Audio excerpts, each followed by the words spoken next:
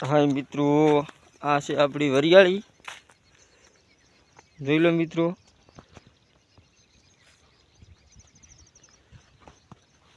वरियाળી सारी है। હવે દવા છાંટવાની બાકી છે હજી।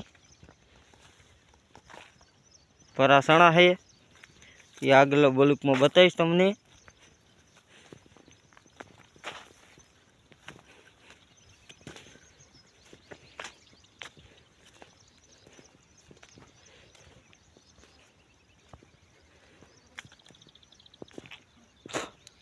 चार पानी नी वरियाળી है।